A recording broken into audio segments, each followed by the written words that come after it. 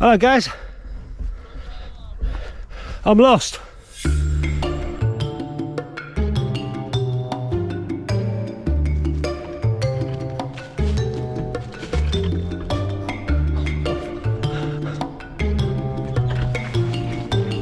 Not in my darkroom, no, I'm lost in the Parkhurst Forest. You don't know way out, do you? Oh. So today I'm in Parkhurst Forest, which is on the Isle of Wight, and it's named Parkhurst Forest because it's in Parkhurst. And if you know the name, have ever heard of the name Parkhurst before, that's right. There's a prison on the Isle of Wight called Parkhurst Prison, quite a notorious prison. It's also known as the UK's Alcatraz. It's held such criminals in the past as the Cray twins, Charlie Bronson, I believe Gary Glitter's in there, and a few other mobsters and murderers along the way. In fact, when they sometimes they've escaped, jumped over the walls and actually ended up in this forest, got caught in this forest. But this is where I am today. This is a beautiful forest called Parkhurst Forest, and I've come here to take some photographs on Ilford's XP2, as the thumbnail suggests. Recently, if you guys have been following my channel, you've noticed that I've been dabbling with C41 chemicals and colour film, kindly sent to me by silverprint.co.uk, and I thought, well, before that stuff starts going bad, I may as well shoot some XP2. Being a C41 film, I've never developed this stuff before. I have shot it in the past, but I've developed it in black and white chems, albeit the Ilford police in the comments started getting on me. But you know, if you want to go and shoot a film and develop it how you want, it's up to you. But today I'm going to be, I've got two rolls of this, and I've bought out the Yashica MatG camera, and I've got two rolls, one in there already. I'm going to shoot that, and then I'm going to go and shoot another roll of this XP2 around these forests, and then when I get back I'm going to develop one roll in C41 and the other roll in black and white. Possibly, more than likely, is going to be Pyro. Now apparently this film is so good that you can overexpose a couple of stops, or even underexpose maybe one or two stops in the same development, and still get a very good image to print. So while I'm going to be shooting this film, I'm going to push it, well, not even push it, I'm just going to overexpose by a couple of stops and underexpose by a couple of stops here and there. You'll see them on the negatives. I just want to see, be interested to see how they hold up. Now we all know that HP5, if I was shooting that and I underexposed a couple of stops, it ain't that great. But HP5, if I overexposed a couple of stops, I can still get a usable negative. But I'd be interested to see what this film can do. I found a little scene here. So this camera's got a really good meter inside. It all works perfectly. I've been testing it out. So I'm just relying on the camera's meter on this old camera. F5.6 I've come to. Shot done. Just totally overexpose it by a couple of stops. Whenever I come into the woods, I always look so messy. So I always find it quite difficult in woodland areas to try and find a decent photograph. And I know some of you are probably going, what? You're having a laugh, aren't you? Well, no, I'm not. It's just the way I suppose the mind works sometimes. But I've got to try and find some compositions, haven't I? So it's quite a nice little row of trees. Like I said, all mess in the middle, you know, nothing's clean. But see what we're getting here. It's 1/25 f5.6. What happens if we underexpose that shot? So that's 5.6. Let's put the shutter speed to 1/500th of a second, 2 stops underexposed, same shot. Done.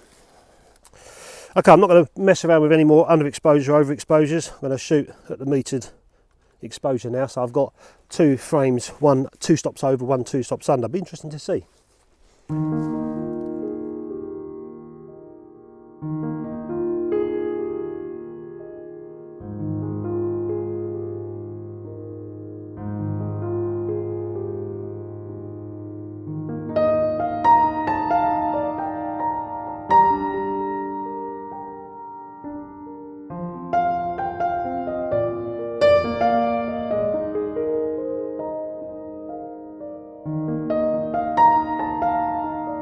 So I've been walking for a bit and I've gone a bit deeper, so I'm going to go back that way. I hope I don't get lost, but I found a nice clear part of the woods.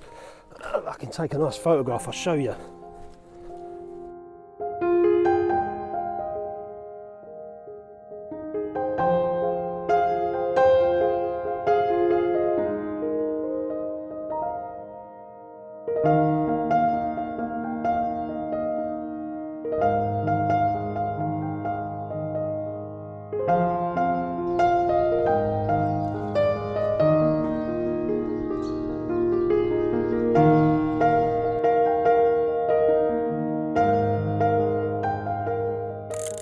That's the first roll done.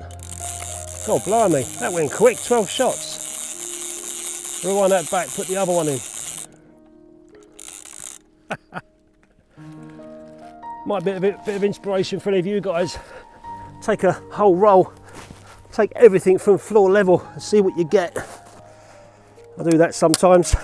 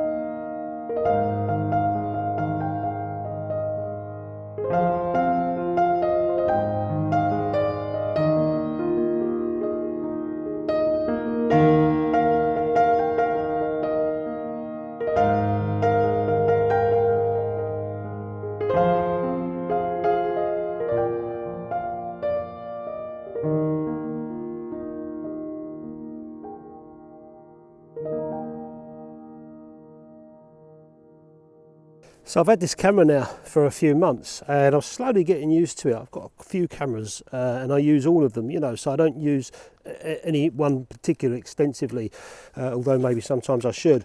But this Yashica MatG I've had for a few months and I've been slowly getting used to it. It's a wonderful camera to use and I feel like, you know, unlike the F5 when I bring that out, it's bang, bang, bang, big heavy camera. This one is kind of more, it just feels like I'm slowing down in my photography. It just feels nice and slow to use. Almost feels delicate, but it's not. It's a tough, rigid camera. The light meter and it works perfectly, and the lens is absolutely flawless. The sharpness of the lens is just brilliant. The only thing with the camera I'm trying to get used to still is composing my shots, because what I see through the ground glass is not exactly what the this part of the camera sees, you know, the viewing lens, if you like. So I have to just remember just to crop up slightly when I'm viewing through, but other than that, it's a fantastic little bit of kit to use. I've done it again. I seem to have got lost. I've got a terrible sense of direction. But I need to go and find the path now. I can't believe this.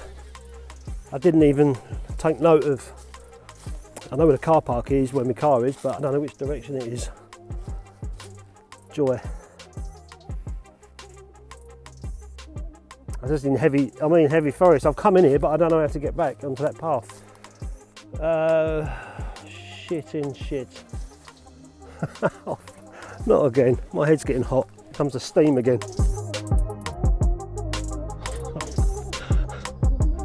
I don't remember any of this at all.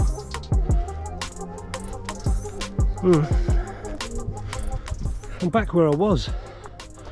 I've just been 10 minutes walking in that direction. I've come back. I thought I'll go back to where I was because then I can find another way out. This is ridiculous. Why don't they put signs up? I lost my phone.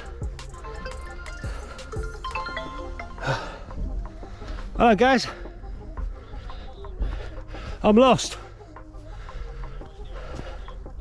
Not in my garden, not in my darkroom, no, I'm lost in the Parkhurst Forest. You don't know way out, do you? Oh, this is ridiculous. Gary's laughing his head off. I need to look at the map, see where I am. There's a path here, but I don't know if it's the right path. See, I don't remember all this. Right or left? Is the car park that way? Yeah, the main car park? Yeah, just go through there and you're there. Lovely, cheers mate. No problem, mate. So the last couple of videos that I put out was developing colour film in Cinestill C41, and like always ask you guys for your feedback and comments, and I got some amazing feedback from a lot of people, and I've got to say a massive thanks for you guys to take the time to write in the comment section, giving me some pointers and some heads up. A lot of comments were suggesting the same kind of things. But I went out and shot a roll of Kodak Hector, a film that was sent to me by Gary Morrison. And Gary, if you're watching, thanks mate for that.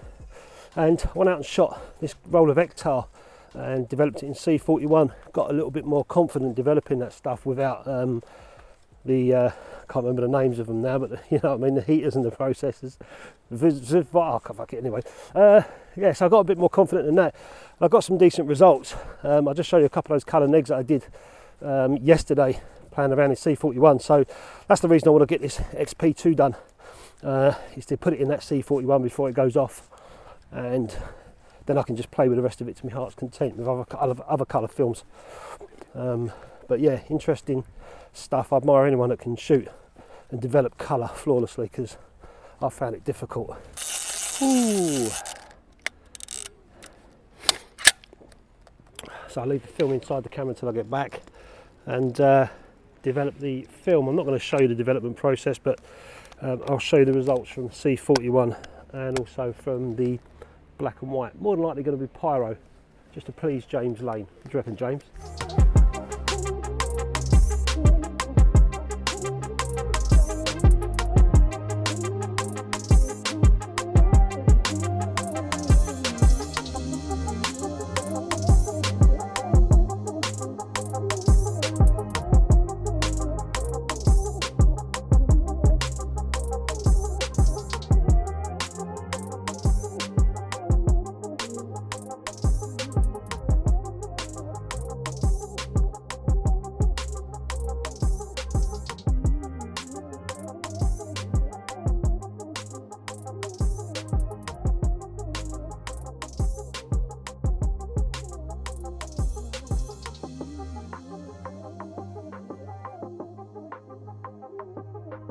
So I found this film really interesting to shoot. Not only was I looking forward to getting back home and developing the film in C41 and see what I got from that, I was also intrigued to find out how 510 Pyro handled the film. So in the C41 development, I put that film in there for 4 minutes. I developed the film for 4 minutes and then bleached and fixed the film, washed it and dried it. And in the 510 Pyro, I did that for 20 minutes, semi-stand development with 1 minute of inversions to start and then one more inversion after the 10-minute mark. These are the C41 negs, and I must say the base of the film looks a bit heavy compared to the Pyro.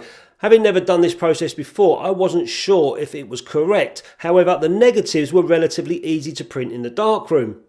It was a bright, contrasty day in the forest, so I was expecting contrasty negs. However, I feel like I overcooked the, or I cooked the Pyro, 510 Pyro negs, maybe 12 minutes next time, but they were still easily scanned and printed for a final look. And in an ideal world, with another film and a different developer in that contrasty woods, I would have probably come back and pulled the development, or maybe processed the film just to lower the contrast a little bit. But, you know, I wasn't familiar with this C41 process, and I've never developed XP2 in Pyro before, so I just went for it. So after I'd scanned the negs to show you guys, I then took them into the darkroom and decided to make a few prints. I was intrigued to see what the C41 negatives would look like. I had a little bit of jiggery pokery, as you'd expect with the contrast filters, trying to get a nice contrast, but I chose one of the negs that I liked and I went ahead and started to make a print. I ended up split grading some of this, more so on the 0 side, just to pull the contrast down, and then use the grade 5 filter just to boost the contrast very slightly. And I like the print that I've printed at the end. And bearing in mind I was using the meter from the Yashica, which is measuring an average from the whole scene. If I had a spot meter and maybe a large format camera or another camera, I would have metered an average between the highlights and the shadows, where I at least got some detail. But you know, I was using that camera and it was quite a bright day, so I was expecting to get some blown out highlights here and there, which I tried to control in the darkroom. This is one of the prints that you saw me making a print of in the darkroom there. I quite like this one. You can see at the top here with the highlights, so I just made a little tiny bit of burning on there, down this side a little bit. I felt that was blowing out a little bit, but I've still got some really nice detail. It's a lovely print, and I tell you what, looking in the darkroom under the focus finder, I couldn't even see it. Well, I say I hardly see any grain. I couldn't see any grain at all in the XP2. It's absolutely nuts. And the print, if you look closely at the print, there's no grain at all on the print in the highlight areas whatsoever. So it's if you want super fine grain, it's a good film for it. And this is another print that I did from the C41 as well. Sorry about the shining, guys. This is on glossy paper. This is Ilford's multi-grade paper. These will be going on my Etsy page if you want to purchase one of these prints and support the channel. These are going to be going on my Etsy page, so I'll put a link in the description there. But these have come out really nice as well. And as for the 510 Pyro, I also chose a negative to make a print of there, just so I can see what the grain was like. The grain structure was, again, very, very fine, but nowhere near as fine as the C41. I did see a little bit of grain, but then maybe that's because I overcooked the negatives at 20 minutes. I reckon 12 minutes in the 510 Pyro would have been enough. I've got another couple of rolls of XP2, which I'm going to take my time on a subject and develop that again in 510 Pyro, more than likely at 12 minutes this time, and just see what I get from there. But I know that others have had great results cross-processing the XP2 in black and white chems using Rodnol, an ID11, D76 and Nextol, all the usual suspects. So let us know in the comments if you've had great results with XP2 in black and white chemicals. I'd love to know. So for my final thoughts with Ilford XP2, I really did enjoy putting this in C41 as it's supposed to be done, but to be honest with you, I didn't see any problems with it in the Pyro black and white. So anyway guys, hope you enjoyed that video, a little experimentation with XP2 in C41 and black and white chems. Thanks very much for watching, thanks to everyone that subscribes to the channel. I'll catch you next time.